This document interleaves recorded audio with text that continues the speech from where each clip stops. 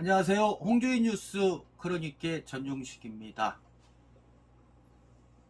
요 며칠 온라인 커뮤니티와 SNS에는 난데없이 이재명 시장 가족 문제 더 이상 정치 악용 말아주세요 라는 제목의 글이 올라와 세간의 이목을 받고 있습니다.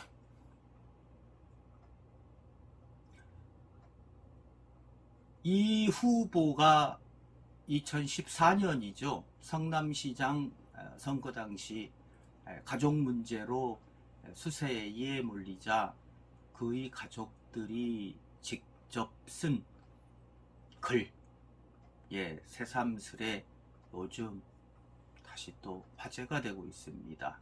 2014년 6월 2일자로 작성된 이 호소문에는 이 후보의 어머니 구모 씨와 7남매 중 5명의 실명이 적혀 있는데요.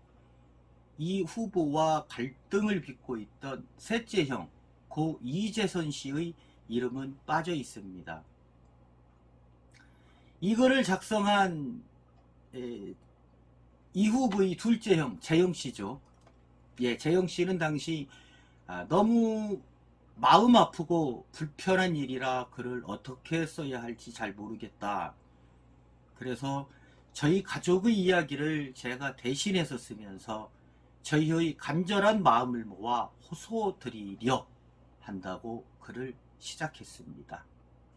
참고적으로 이 글에서 이 후보를 넷째로, 형 재선 씨를 셋째로 적었습니다.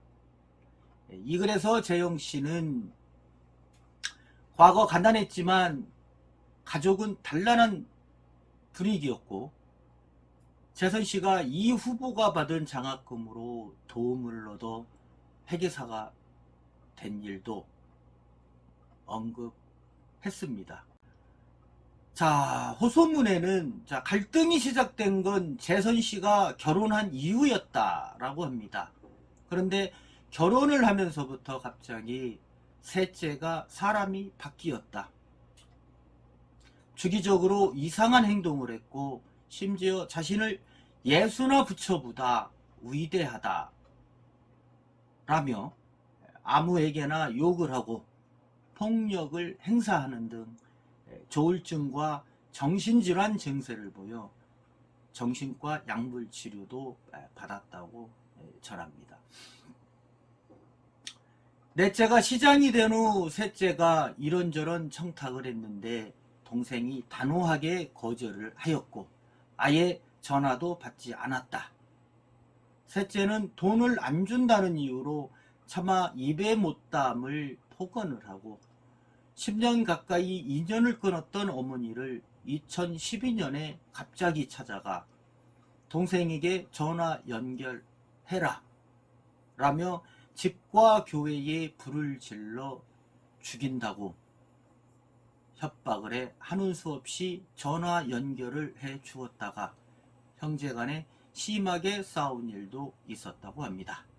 이른바 형수 욕설이 배경이 된 사건입니다. 그러다 셋째 부부는 결국 어머니에게 자식으로서 결코 해서는 안 될 폐혈을 저질렀다. 차마 입에 담기 어려운 험한 말로 살해 협박을 하고 그처는 이에 동조해 살인 협박을 한 셋째의 폭언을 철학적 표현이라고 두둔하며 어머니와 가족들을 능멸했다고 합니다. 셋째 부부의 폐륜적 협박과 폭행 때문에 가족 간 심한 말다툼이 벌어졌다. 잘못된 일이라 생각이 들면 참지 않는 성정의 넷째도 시장이라는 체면을 잊은 채 가만히 있을 수 없었을 것이라고 했습니다.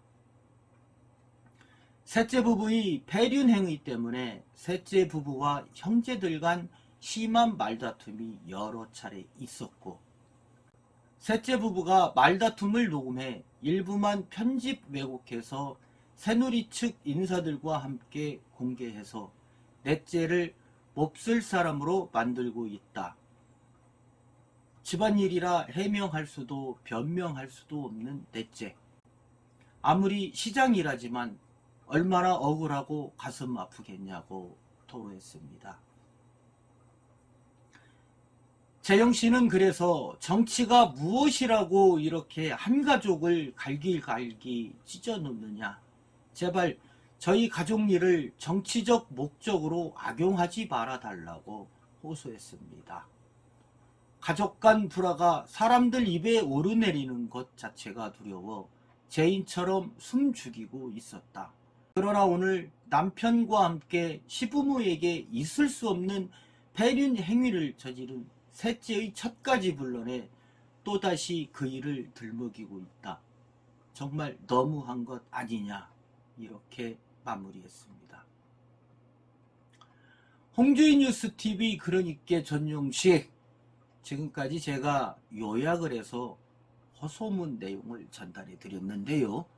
지금부터 호소문 전체를 읽어 드리겠습니다. 호소문: 이재명 시장 가족 문제 더 이상 정치 악용 말아주세요. 안녕하십니까. 저희는 이재명 성남시장 후보의 가족들입니다. 저는 5남 2녀인 7남매 중 둘째인 이재영입니다. 너무 마음 아프고 불편한 일이라 글을 어떻게 써야 할지 잘 모르겠습니다. 그래서 저희 가족들의 이야기를 제가 대신해서 쓰면서 저희들이 간절한 마음을 모아 호소드리려고 합니다.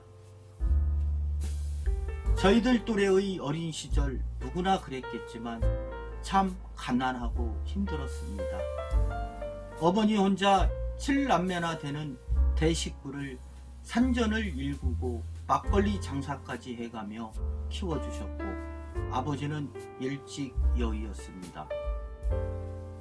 어려운 가정 형편으로 우리 형제들은 예외 없이 진학하지 못하고 공장에서 일하며 어린 시절을 보냈습니다. 시장 후보인 넷째 이재명 시장도 마찬가지였습니다. 또래 아이들보다 체격이 작아 언제나 집안의 걱정거리였는데 별 도리가 없었습니다.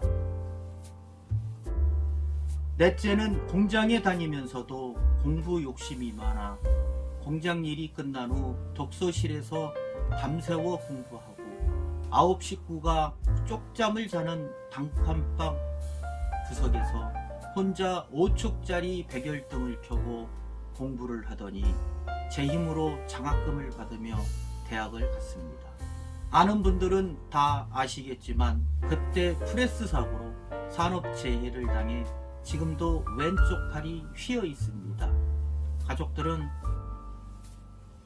넷째를 볼 때 언제나 얼굴보다 그 왼팔이 먼저 눈에 들어옵니다.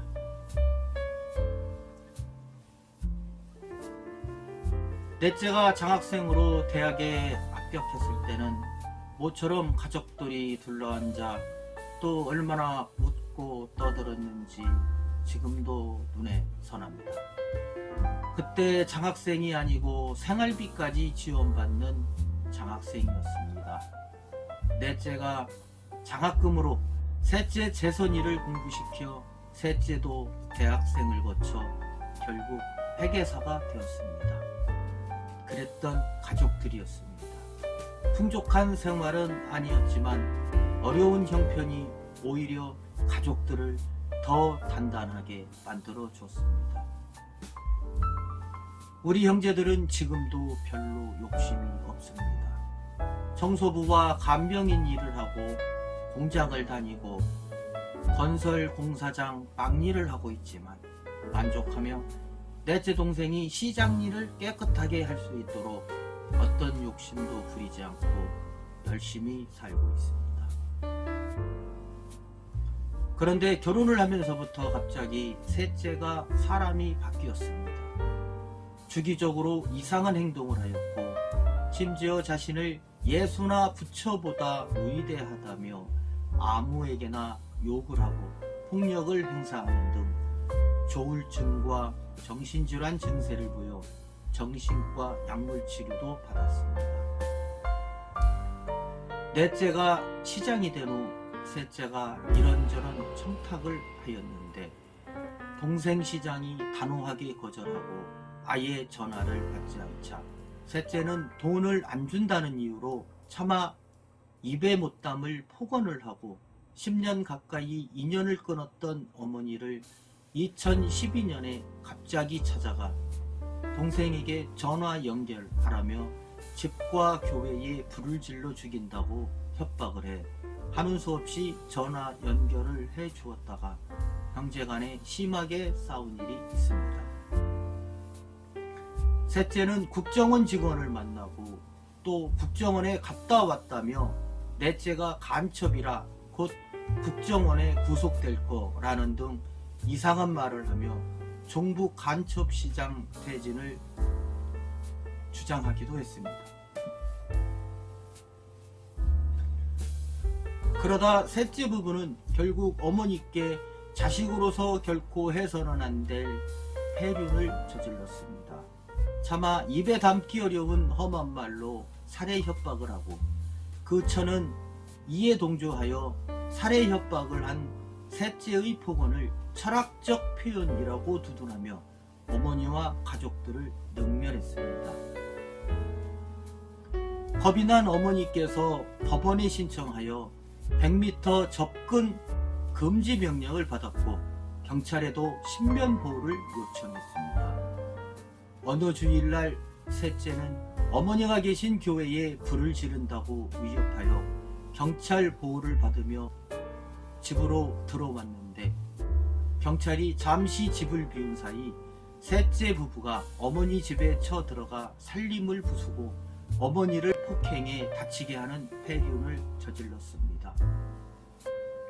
어머니는 가족 문제지만 너무나 두려워 경찰에 신고하였습니다. 그러나 나중에 셋째가 구속된다고 하여 선처를 호소해 벌금 500만 원으로 무마되었습니다. 7남매 키우시느라 당신의 청춘 다 보내시고 안 해본 일 없으신 어머니입니다. 그 고생 때문에 이제 다리가 불편해 제대로 걷지도 못하는 가여운 어머니입니다. 셋째 부부의 폐륜적 협박과 폭행 때문에 가족들 간 심한 말다툼이 벌어졌습니다. 어릴 때부터 유독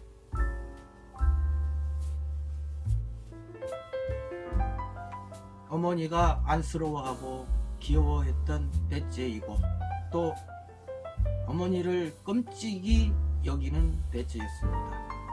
잘못된 일이라 생각이 들면 참지 않는 성정의 넷째도 시장이라는 체면을 잊은 채 가만히 있을 수 없었을 것입니다.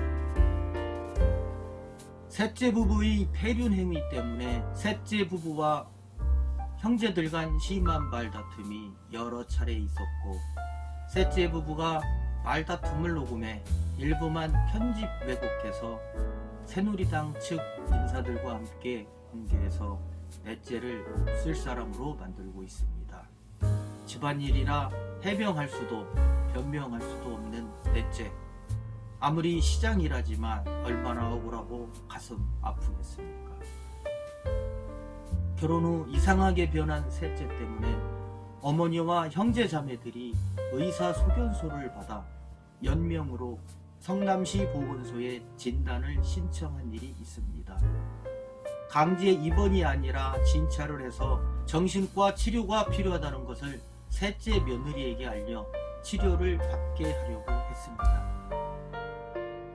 치료하지 않으면 상태가 점점 나빠져 나중에는 자살 등 심각한 상태가 올 수 있다는 정신과 전문의의 의견 때문이었습니다. 그런데 셋째는 진단을 받지 않으려고 시장인 넷째가 강제 입원시켜 나를 죽이려 한다고 난리를 쳐 시장인 동생의 입장이 난처해지자 넷째가 고민 끝에 못하게 해서 진단을 하지 못했습니다. 이것이 밝히기 힘들었던 저희 아픈 가족사의 전부입니다. 변호사로도 잘 나가던 넷째가 성남시장 선거에 나선다고 했을 때 마음속으로 많이 걱정했습니다. 정치라는 것이 얼마나 잔인하고 무서운지 귀동냥으로나마 들어왔기 때문입니다. 그러나 힘들게 당선이 되었고 그 후 여러 어려움이 있었지만 꿋꿋하게 일해 나가는 모습을 보며 동생이지만 존경스럽기도 했습니다.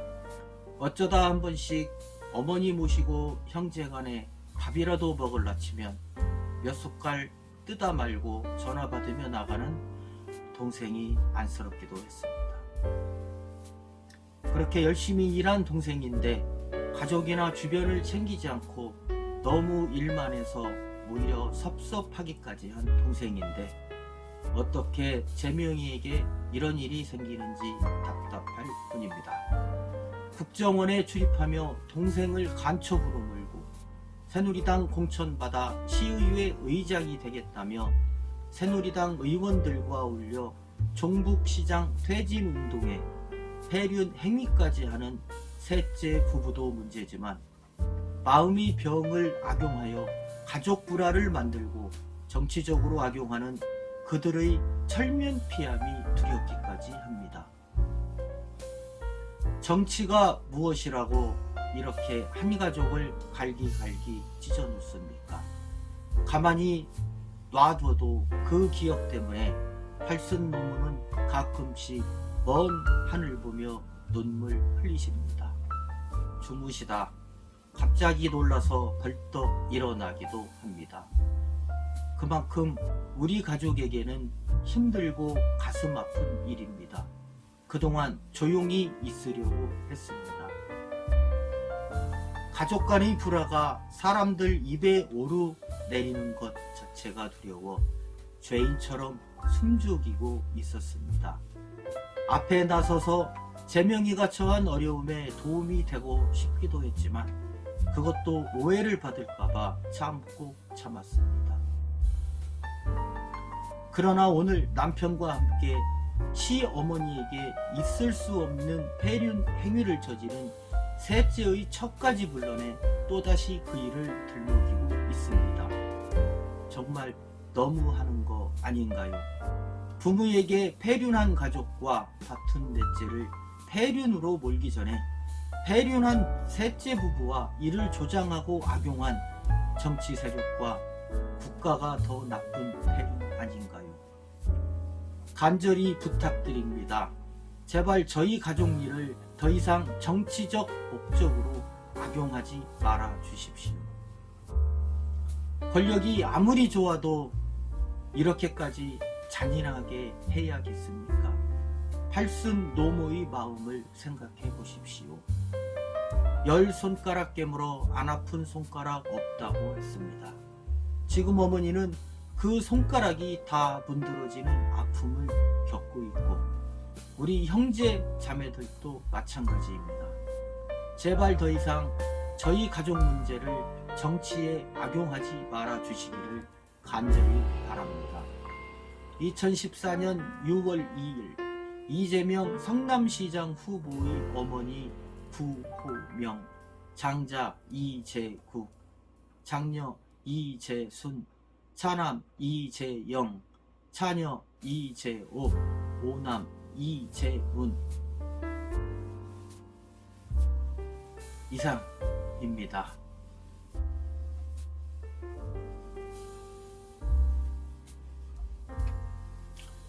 지금까지 홍주인 뉴스TV 그러니께 전종식이었습니다. 감사합니다.